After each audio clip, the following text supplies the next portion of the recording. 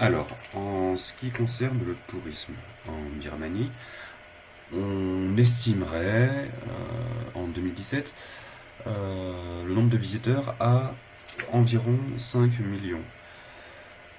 Alors en fait, il faut savoir que le nombre de visiteurs occidentaux, notamment français, a tendance à diminuer, notamment dû au problème des Rohingyas. Cependant, le nombre de visiteurs global, lui, augmente chaque année, puisque l'immense majorité des touristes qui se rendent en Birmanie viennent des pays asiatiques.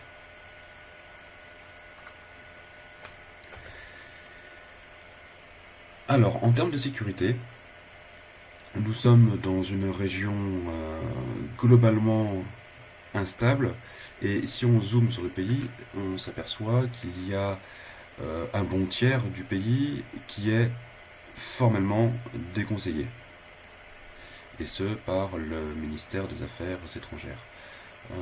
Donc toutes les zones qu'on voit en rouge sur cette carte sont formellement déconseillées, les zones en orange sont très déconseillées. Ceci étant dû essentiellement au conflit ethnique. Alors quelques petites choses à savoir concernant la Birmanie. Le soleil se couche tôt, comme dans la plupart des pays tropicaux, c'est-à-dire aux alentours de 18 heures toute l'année. On a un décalage de 5 heures en été avec la France et de 4 heures avec l'hiver. On reçoit et on donne à deux mains, comme dans beaucoup de pays asiatiques. On ne pointe pas du doigt les gens, comme partout finalement. On ne touche pas la tête des gens, encore moins des enfants. C'est un signe d'hostilité. On fait attention quand on se rapproche des représentations de Bouddha. On ne lui tourne pas le dos et surtout on ne s'assoit pas dos à lui. Et puis, comme dans beaucoup de bâtiments religieux, on se déchausse à l'entrée des pagodes. Pour rappel, une pagode, c'est un monument religieux bouddhiste, un temple bouddhiste. Alors, j'ai sélectionné du coup un nombre assez restreint de lieux incontournables en Birmanie. Alors c'est un choix personnel, j'en ai retenu 8. Il y en a bien plus, c'est forcément restreint. Je vous inviterai du coup à vous renseigner, si vous voulez plus d'informations, vous renseigner un peu plus en détail. Vous pouvez notamment vous rendre sur le site d'un réceptif qui s'appelle Route de Birmanie. Donc le site c'est routedebirmanie.com et vous avez un bon complément d'information à cette présentation générale que je vous fais là. Alors on va commencer par la pagode, pardon, par la pagode Shwedagon. C'est la grande pagode qui se trouve à Rangoon. C'est tout simplement la plus belle pagode du monde, d'après beaucoup d'experts. Elle a été construite entre le 6e et 10e siècle. Euh, Elle aurait été construite entre le 6e et 10e siècle. Les archéologues ne sont pas tout à fait sûrs. Il y aurait des traces qui remonteraient bien avant. Mais voilà, généralement on retient construction entre le 6e et 10e siècle. C'est le lieu incontournable de la Birmanie. C'est un petit peu l'image d'Épinal aussi qu'on en a. À quelques heures de route de Rangoon, vous avez le Rocher d'Or. Alors le Rocher d'Or, c'est un lieu de pèlerinage très fréquenté par les religieux bouddhistes et depuis peu par les touristes également, les touristes hommes uniquement, puisque les femmes n'ont pas le droit de s'en approcher. Alors c'est un rocher qui a l'air d'être posé en équilibre, euh, qui se situe en hauteur, le panorama est d'ailleurs magnifique. Il n'est pas facilement accessible, il faut compter 3 heures, 3h30 de marche, d'ascension pour y arriver. Le rocher mesure, on ne voit pas bien sur cette image, il mesure 7 mètres de haut, ce qui en fait finalement une pagode assez petite. Et il est recouvert, comme son nom l'indique, de feuilles d'or. Alors, si on continue un petit peu notre chemin, on arrive à Pa'an. Pa'an, c'est un paysage de rizières, avec une curiosité naturelle, notamment, on a pas mal de grottes dans la région, et ces grottes sont habitées depuis quelques siècles par des statues de Bouddha. Euh, je vous invite à aller trouver quelques images, c'est assez étonnant. On peut faire des mini-croisières en bateau sur ce lac.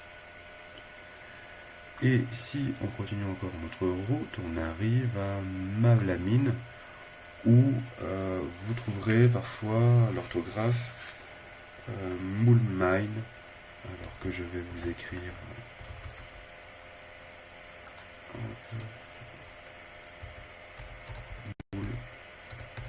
Moulmine, qu'on écrit comme ça.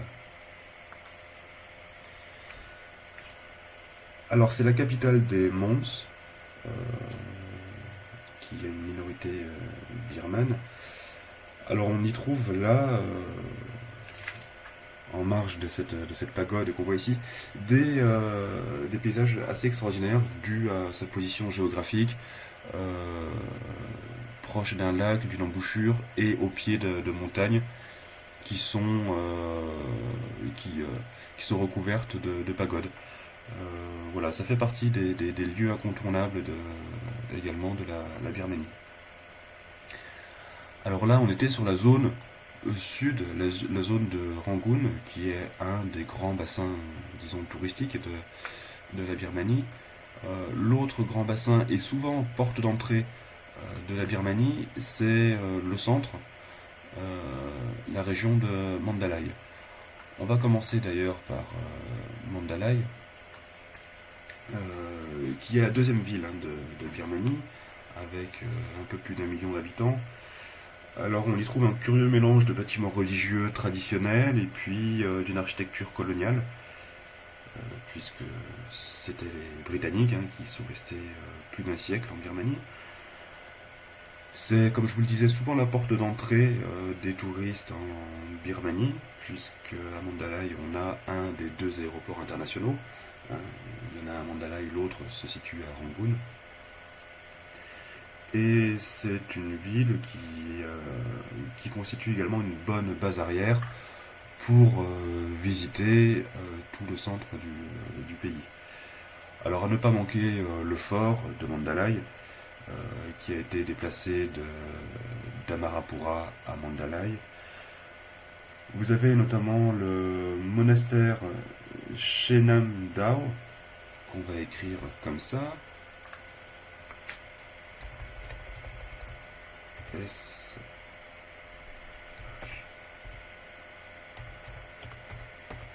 Shenam Dao, qui est un monastère de teck, qui est fait tout en teck, ce bois noble qu'on trouve beaucoup dans la région.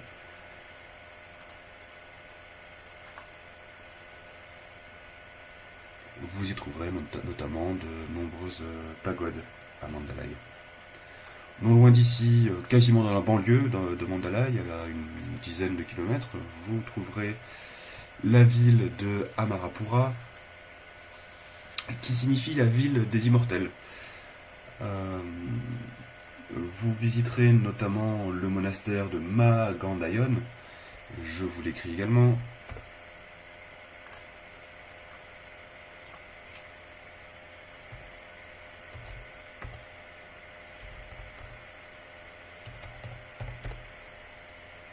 Magandayon.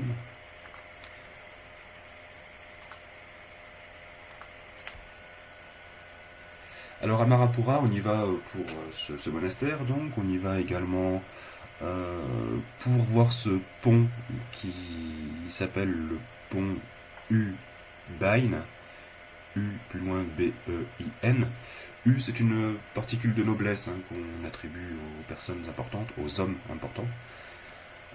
Ubayn étant un maire du XXe siècle de Amarapura. Donc c'est un pont de teck qui mesure 1,2 km qui permet d'enjamber le pont, qui permet d'enjamber le lac qui se situe dans la ville. C'est une excursion assez classique hein, depuis Mandalay. On y trouve aussi beaucoup de fabriques de tissus en soie à Amarapura. Alors à quelques heures de bus, on a le lac Inle, donc qui constitue une bonne destination de nature hein, en Birmanie. Donc on est là au milieu des rizières et on y trouve de nombreuses curiosités, notamment des maisons construites sur pilotis. Voilà, ça permet un bon dépaysement. Et enfin, on va terminer par une des images emblématiques de la Birmanie, qui est la ville de Bagan, l'ancienne orthographe étant Pagan. Donc c'est un paysage assez extraordinaire hein, à toute heure de la journée, notamment au lever du soleil et au coucher du soleil. On y trouve dans la région plus de 2000 temples. Alors à l'origine il y en avait 4000. Beaucoup ont été détruits, notamment par des séismes. C'est un site archéologique bouddhique et c'est également la capitale du premier empire birman.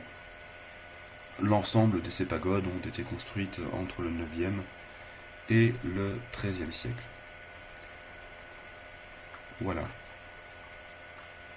Alors, on peut également aborder le pays sous un angle un peu plus nature et rando, donc notamment à travers le lac Inle et le lac Sankar qui est en amont du lac dans cette région. On a les grottes de la région de Pa'an, dont on a parlé déjà également. Dans la région de Kengtun, on peut faire énormément de randonnées. Ces randonnées sont encadrées, hein, vous ne partez pas seul. Alors, il fut un temps où on pouvait également randonner dans cette région-là, mais elle est aujourd'hui formellement déconseillée, cette région.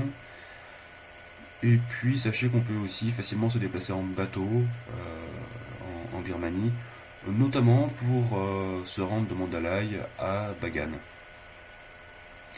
On trouve également en Birmanie de belles plages. On y va pour pratiquer du tourisme balnéaire dans cette zone ici, hein, au sud de la Birmanie, ou également dans cette zone-là, où on a un littoral sablonneux qui est assez paradisiaque. Notez que dans toute la région de Rangoon, c'est en fait une embouchure du grand fleuve, donc on a des eaux très boueuses. Voilà pour une brève présentation du tourisme en Birmanie. Notez également qu'on circule facilement en Birmanie en bus pour aller d'un lieu à un autre. Il y a un réseau de bus qui est assez fiable, notamment des bus de nuit. On peut également prendre le train. Les aéroports, je vous le disais tout à l'heure, on a un aéroport international à Mandalay, un autre à Rangoon. On peut se rendre à travers des vols intérieurs de Rangoon à Pagan également, par exemple. Les hôtels sont plutôt de bonne qualité, on trouve de tout, de l'hôtel rudimentaire jusqu'au palace. Je vous rappelle du coup ce site qui est routedebirmanie.com et qui est un réceptif qui propose pas mal de circuits, de séjours, du grand classique, hein, de l'incontournable, jusqu'à des choses un peu plus qui sortent un peu plus des sentiers battus. Notez également, pour terminer, la capitale Naypyidaw, qui vaut la peine d'être vue, hein, qui fait partie des curiosités du pays, puisque c'est je vous le rappelle, une ville quasi fantôme, voilà, qui a été construite assez récemment, dans un idéal de ville selon des dictateurs, qui finalement n'a jamais ou quasiment jamais été habité, ou très peu habité.